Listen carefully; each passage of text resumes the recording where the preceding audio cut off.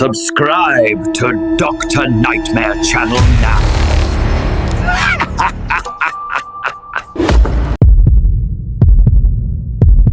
The Man Who Watches the Rain. Rain was a constant in the little town of Whitlow Creek. It didn't fall in storms or downpours like in other places. No, here the rain whispered.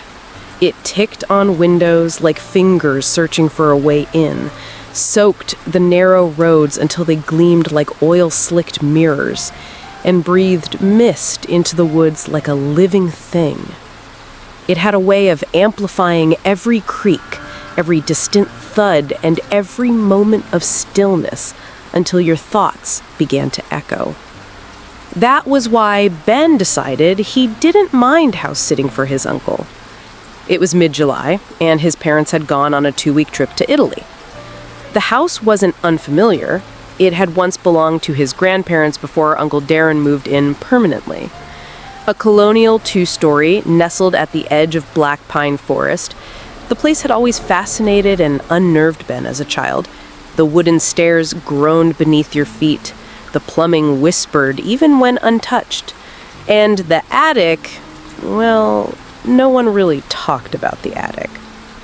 Ben was 20 now, a sophomore in college, and not exactly the type to scare easily. He welcomed the solitude. A quiet house. No roommates, just him, a stocked fridge, his gaming laptop, and the endless sound of rain. The first 3 days were uneventful. Ben kept to a routine. Wake up late, microwave something unhealthy, scroll for hours, game until the early morning hours. Occasionally, he'd wander into one of the old rooms upstairs and stare out into the fog-drenched woods. It was peaceful, in a bleak sort of way. The rain never stopped. But on the 4th night, something changed. It was just after midnight when Ben paused his game to get a drink from the kitchen. The hallway was dark, except for the occasional flicker of light from outside. Lightning buried deep in the clouds, but never close enough to hear thunder. As he walked past the living room, he noticed something odd. The curtains were drawn. He could have sworn he left them open. Earlier, the fog outside looked beautiful through the window, pale, milky tendrils slinking between the trees. Ben stood still. That odd, small sensation began. A subtle tightening. A quiet voice in the back of his mind saying, "You didn't close them." He shrugged it off, grabbed his drink, and returned to his room. Maybe he had closed them. Maybe it was habit. Who cares? Still, that night as he lay in bed, the rain sounded different. Not louder, not faster, just closer. The next morning, Ben found muddy footprints near the back door. They weren't his. His shoes were dry and clean, lined neatly by the coat rack where he'd left them the first day. These prints were wet, smeared, barefoot, thin. He stared at them for a long time. Not knowing what else to do, he cleaned them up. Told himself maybe the previous rainstorm had blown in dirt through the gap into the door. Maybe it wasn't even footprints. Maybe he was imagining things. But that night, he left all the curtains open and wrote it down in his phone just to be sure. At 2:03 a.m., he got up for the bathroom. When he returned, the curtains were closed. Again. Ben stared at the curtains, heart slowing to a near halt.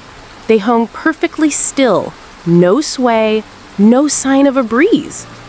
He walked over and tugged one aside. Nothing but fog. Dense and endless, it clung to the trees like cotton shrouds. He pressed his face to the glass. No shapes, no movement. Just the soft hiss of rain and the silence of the woods. He went room to room, checking every curtain. every one of them had been pulled shut. He hadn't done that. He would have remembered. He had remembered. He looked at the note on his phone. Left curtains open before bed. Don't forget. Time stamped at 11:13 p.m. Ben didn't sleep that night. He turned on all the lights, carried a kitchen knife to bed, and watched the rainwater slide down the glass like veins. By 5 a.m., his eyes were burning, and still, nothing happened. The next day, Ben texted his uncle, "Hey, have you ever had weird stuff happen at the house? Like someone sneaking around outside or stuff moving?" There was a long pause. Then, "House settles a lot in storms. Mice in the walls sometimes. Why? You good?" Ben hesitated. "Yeah, just hearing stuff. Curtains moved. Probably nothing." No response. He didn't push it. That evening, he installed a free motion detection app on his laptop and left it open on the living room table, camera pointed at the window. He even turned on the sound recorder, just in case. He needed something concrete, something to prove he wasn't losing it. He didn't go out that night, didn't play games, didn't even eat. He just sat in the armchair by the fireplace with a blanket and the knife, eyes locked on the windows. Hours passed. Rain came in waves, gently soaking the silence. Shadows moved outside, but they were always just trees, branches, fog. Then, around 2:40 a.m., a tap. Soft, deliberate. Tap. Tap. Tap. He rose slowly, knife trembling in his grip, and stepped toward the window. The tapping stopped. He yanked the curtain aside and saw nothing. But the grass outside, it was flattened, like someone had stood there for a long time. The next morning, he checked the footage. Nothing moved. No tap was recorded. The camera lens fogged up around midnight and stayed that way until 5:11 a.m., when the rain cleared. But there was something. At 3:12 a.m., the audio spiked. He played it back, over and over. It was faint, barely audible, but it was there. Not a tap, not footsteps. A whisper. 3 words, right against the mic. "Don't look back." Ben shut the laptop. For the first time since arriving, he considered leaving, just grabbing his stuff, locking the door, and never looking behind him. But he didn't. Something about it felt personal now. Something wanted him to stay. That afternoon, he found the attic door open. It had always been sealed, painted shut. He remembered trying to pry it open once as a kid with a screwdriver and giving up. But now it hung slightly ajar, revealing narrow stairs spiraling into darkness. Ben stood at the base of it, staring up. The air smelled wrong, like mold and soil. And then he heard it. From above. Footsteps. Ben didn't move at first. The footsteps above were soft but distinct. Deliberate. Not the creaks of a shifting roof or the groan of old wood expanding in damp air.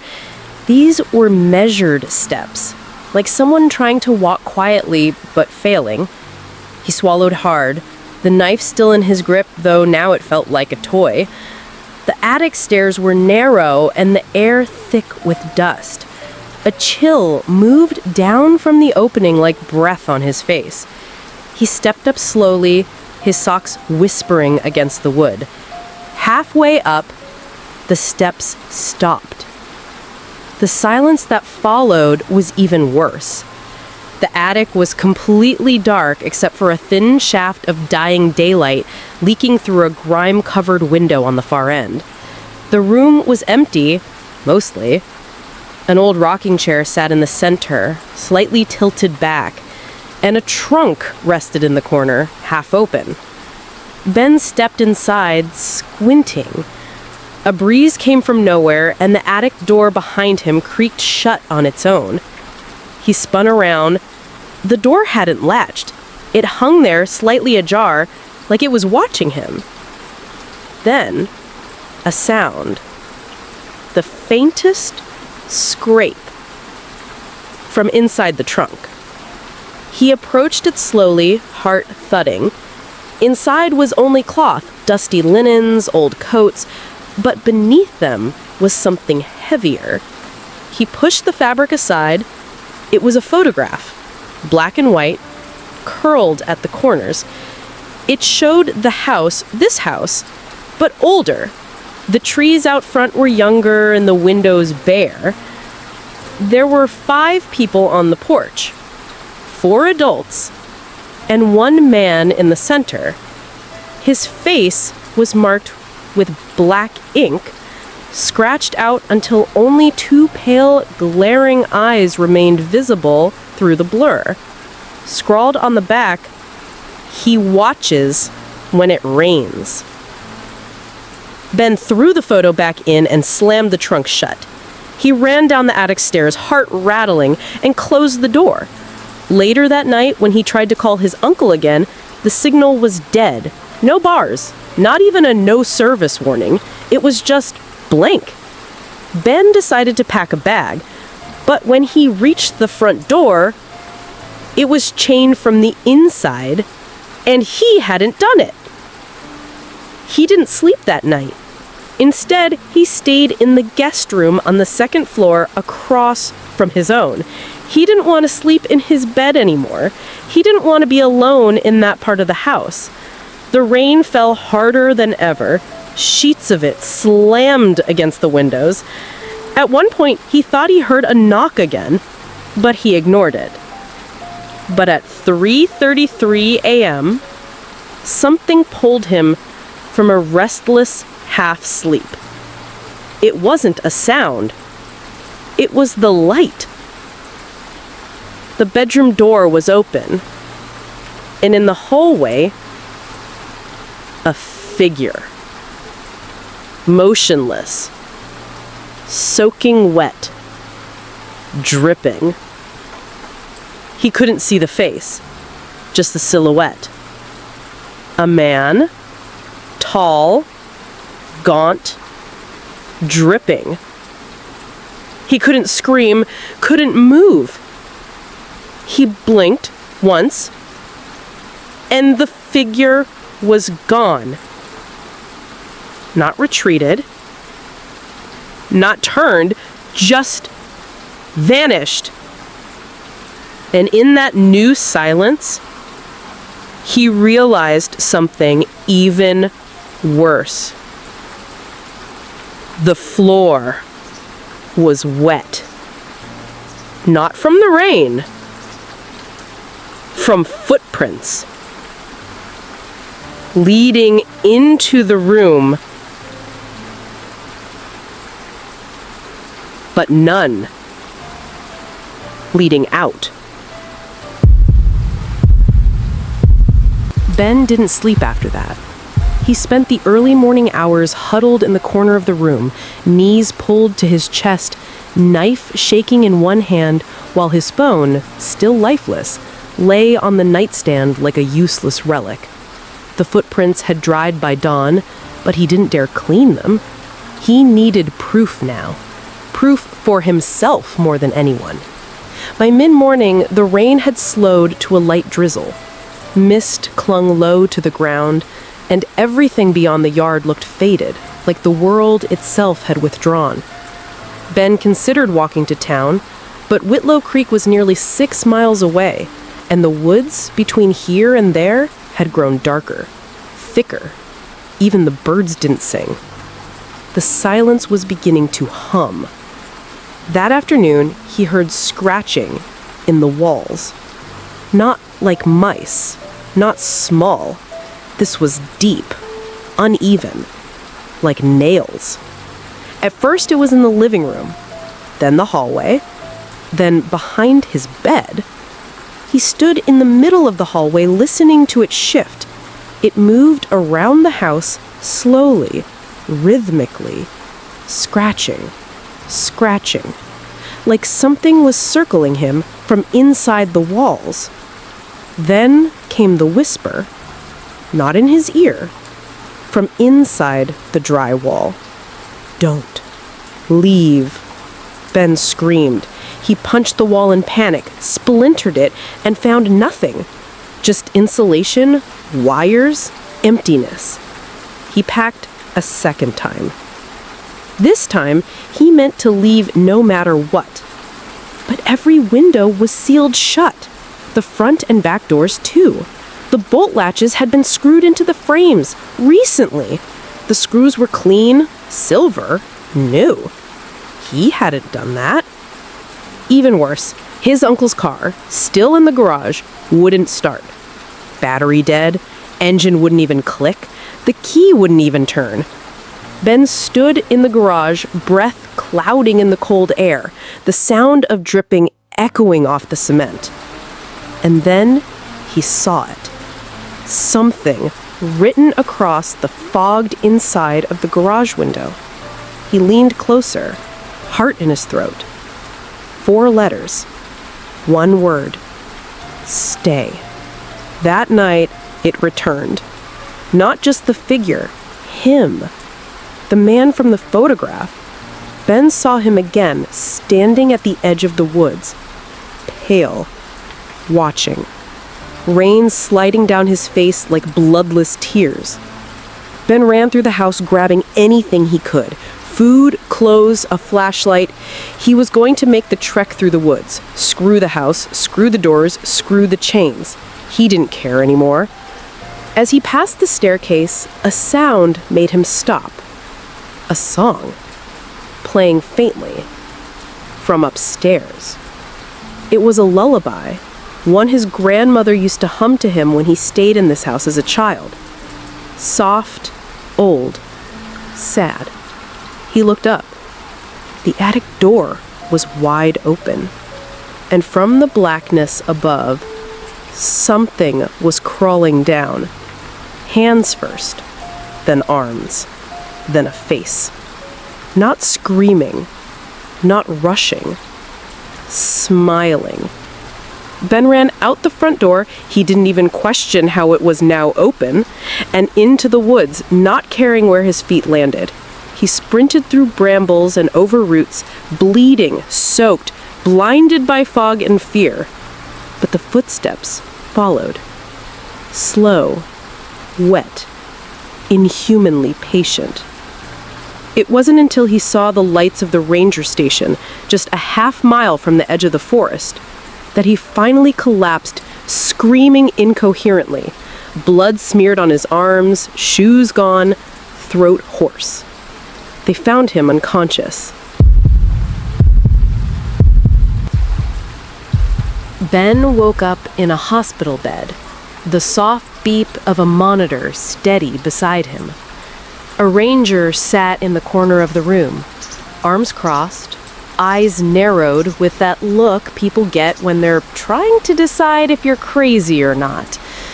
Beside him was a detective in a long, rain-drenched coat, notepad in hand. The rain hadn't stopped. Ben tried to explain everything. He told them about the man, the photos, the footprints, the whispering in the walls, the figure in the attic. Every piece. When he mentioned the photograph from the trunk, the detective looked up sharply. He asked Ben to describe it again.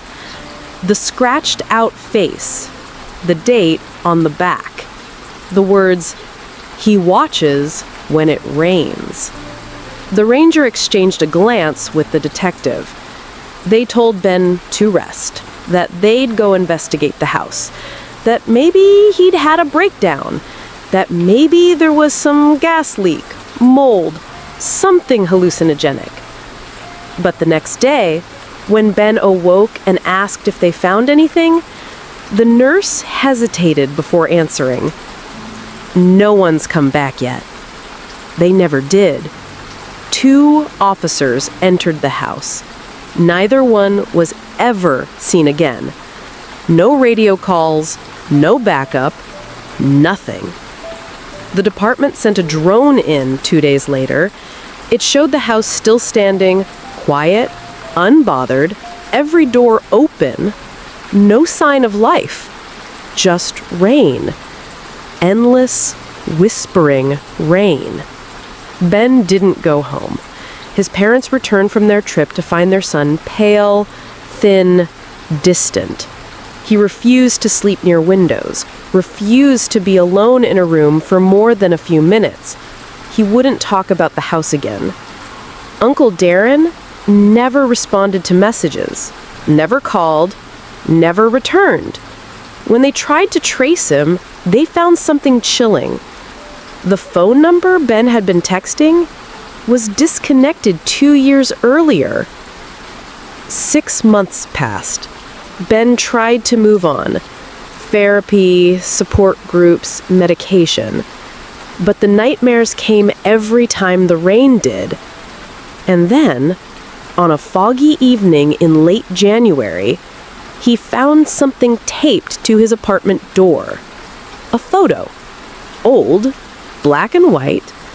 It showed him standing in the attic, but he'd never been photographed there. Scrawled on the back were the words, "You looked back." Ben never left the apartment again. He boarded the windows, blocked the vents, slept with the lights on, but the rain still came, tapping, tapping, always watching. And some nights, just beyond the glass, he sees a figure, soaked, silent, smiling, waiting.